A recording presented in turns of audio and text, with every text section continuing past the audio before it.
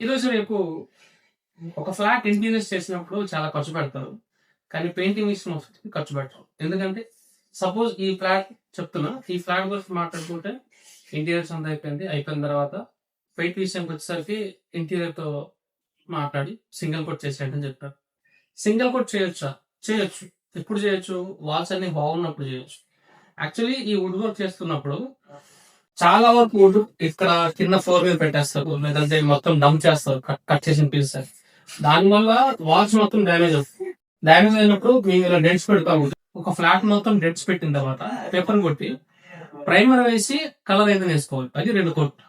కానీ ఇక్కడ బడ్జెట్ లేనందువల్ల డైరెక్ట్ గా కలర్ వేయాల్సి వస్తుంది.